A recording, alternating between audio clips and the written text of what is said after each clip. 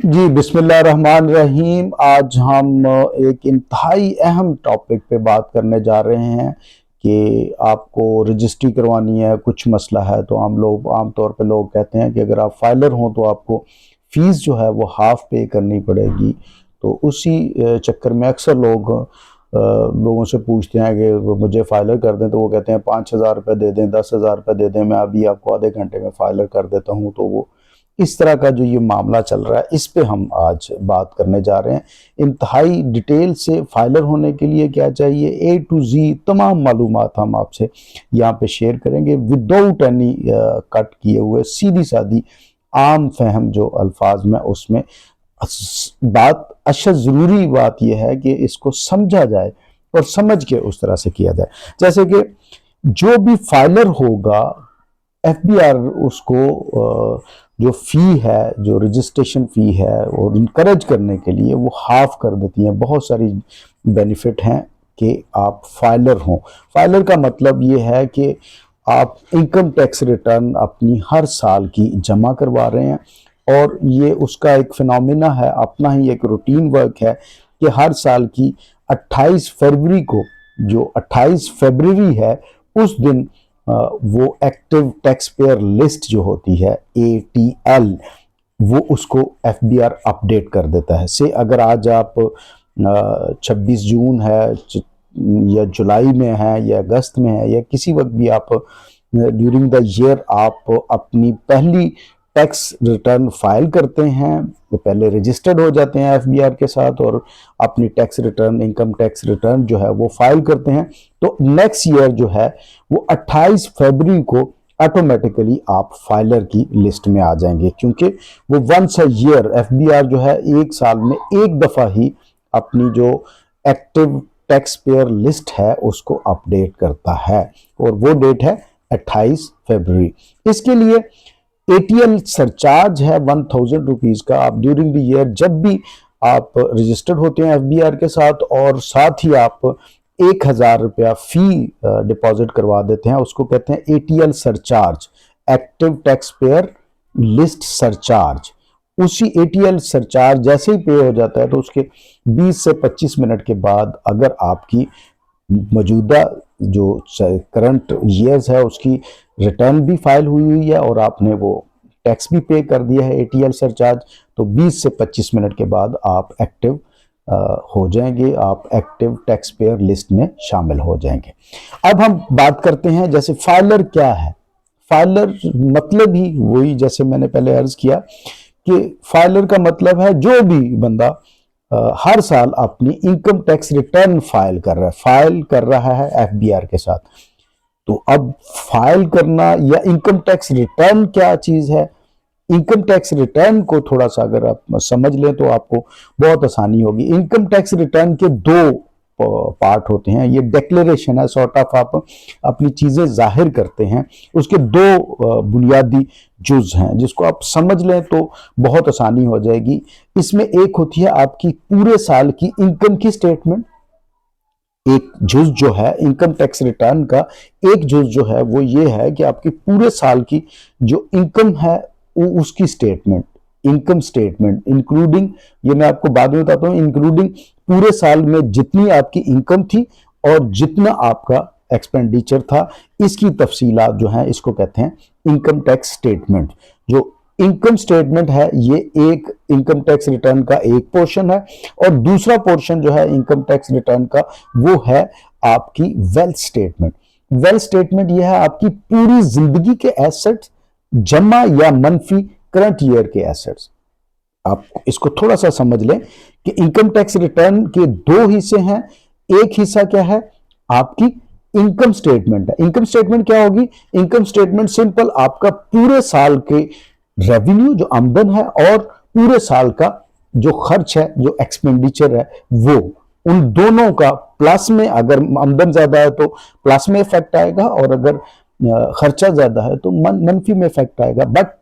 Income statement से मुराद यही होगी पूरे साल की इनकम माइनस पूरे साल के एक्सपेंडिचर। और दी अदर हैंड यह है एक साल पे, इनकम स्टेटमेंट सिर्फ एक साल पे होगी। लेकिन अगर आप दूसरा पोर्शन इनकम टैक्स रिटर्न का देखें तो वो है वेल्थ स्टेटमेंट। ये बहुत इंपॉर्टेंट है समझना कि उसमें आपकी पूरी लाइफ के जो प्रीवियस लाइफ है उसमें आपके जितनी एसेट्स की वर्थ है, जो असासाजात की वैल्यू है, जो उस असासाजात का आप रुपीज में लिक्विडेट करके आप उसको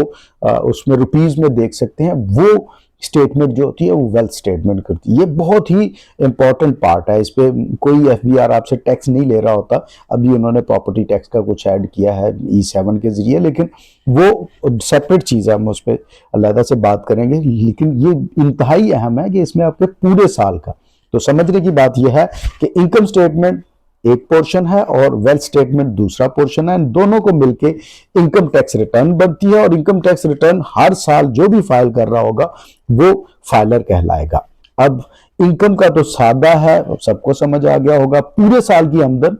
डिक्लेयर कर देनी है। फर्ज करें मेरी 50 लाख रुपया मैं पूरे साल में मेरे पास इनफ्लो हो रहा है, मेरे पास आ रहा है, रेवेन्यू है, चीज़ों की सेल है, कुछ ऐसा है जो मेरे पास आ रहे हैं, वो 50 लाख रुपया फर्ज करें पूरे साल का है, तो उसके साथ मेरे एक्सपेंडिचर्स डायरेक्ट इनडायरेक्ट तमाम एक्सपेंडिचर्स कौन से हैं वो माइनस करके फर्ज करें मेरे 40 लाख अगर एक्सपेंडिचर्स हैं, तो मेरी स्टेटमेंट ये होगी कि टोटल रेवेन्यू, इनकम स्टेटमेंट क्या होगी, टोटल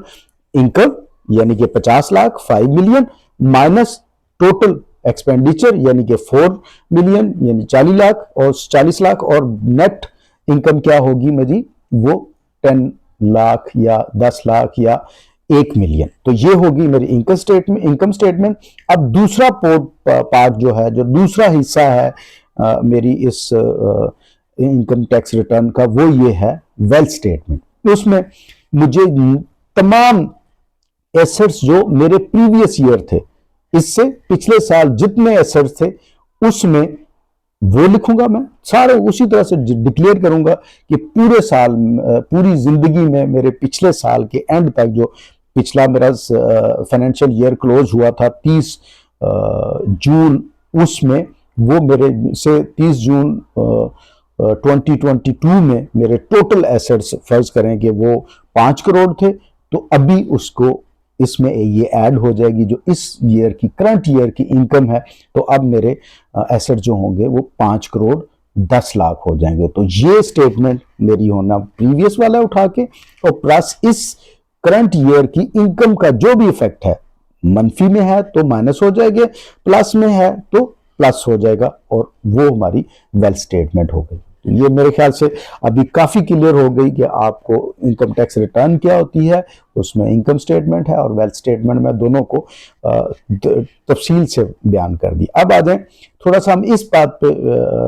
बात करते हैं कि हम जब फाइलर होने जाते हैं तो हम किसी किस्म की डॉक्यूमेंट्स देने से परहेज कर रहे होते हैं, चीज़ें हम बता नहीं रहे होते हैं, तो उससे प्रॉब्लम होती है। आप, एक तो ये मेरी इल्तमास होगी कि आप ज़रूर किसी टैक्स कंसल्टेंट से अपनी टैक्स फाइल करवाएं। ये आम लोग जो बैठे हैं, जो आपको कहते हैं फ़ौरन से कर देते हैं, तो वो कुछ नहीं करेंगे, वो आपको लिख देंगे 50,000 इनकी आमदन है, 50,000 ही इनका वो खर्चा है, तो नेट रिजल्ट इनका ज़ीरो हो गया, ना इनको आमदन है ना कुछ है, ना इसका प्रीवियस ईयर में कोई एसेट था, ना अभी कुछ इन एसेट्स में इंक्रीज हुआ है। तो 2 क्लिक दबाएंगे और वो रिटर्न जो है सबमिट हो जाएगी, और 1,000 रुपया ATL सरचार्ज जमा करवाएंगे और आप एक्टिव टैक्स पेयर लिस्ट में आ जाएंगे। आप एक्टिव तो हो जाएंगे, लेकिन वो तमाम की तमाम इंफॉर्मेशन आपकी गलत उसने ऐड की होंगी। उसके लिए ज़रूरी है कि आम इंडिविजुअल को, या मैं उस आम इंडिविजुअल के साथ आम तौर पे सैलरीज पर्सन जो होते हैं उनका मैं साथ ही डिस्कस कर लेते हैं कि उनको कौन कौन से डॉक्यूमेंट्स जो है अपने टैक्स कंसल्टेंट को फाइलर बनने के लिए ज़रूर प्रोवाइड करने चाहिए हर साल। उसके लिए मैं एक सैलरीड पर्सन या आम आदमी को क्या करना चाहिए कि उसको जो भी उसकी जो एम्प्लॉयर है जिसके पास वो जॉब कर रहा है, उसने जो टैक्स डिटेक्ट किया है पूरे साल के लिए, 1 जुलाई प्रीवियस ईयर से लेके 30 जून इस साल के तक जो उसने टैक्स उसका काटा है उसके एम्प्लॉयर ने उससे, जिसके पास वो जॉब कर रहा है, तो उसका एक सर्टिफिकेट उसको ज़रूर लेना चाहिए। गवर्नमेंट है तो गवर्नमेंट से लें, और अगर प्राइवेट में है तो प्राइवेट से उससे जो उसका टैक्स कटा है उसकी सैलरी पे वो ले लें। और फिर बैंक अकाउंट की जो स्टेटमेंट है वो पिछले साल 1 जुलाई से लेके इस साल की 30 जून तक, ये जरूर उसको प्रोवाइड करें। लिस्ट ऑफ पर्सनल एसेट्स, जो आपके तमाम एसेट्स हैं जितने भी आपके हैं वो तमाम आप उसे प्रोवाइड करेंगे उनकी वैल्यूज के साथ। वैल्यू जो जिस कीमत पे आपने वो एसेट परचेज किया था या एक्वायर किया था या जब से आपके पास आ रहा है, वो उसकी वैल्यू जरूर, या मार्केट वैल्यू उस वक्त जो इनिशियली आप डाल देंगे वही चलती आएगी। जो एसेट्स आपके पास हैं उसमें इन पर्टिकुलरली हम हाउस होल्ड इफेक्ट नहीं डालते, घर में जो चीज़ें पड़ी होती हैं, हमारे पास कुछ जेवरात होते हैं वो नहीं डालते हम। कैश जो हमारे 1.5-2-2.5 लाख रुपए अमूमन हम उस किस्म के लोग हैं, हम तो अपने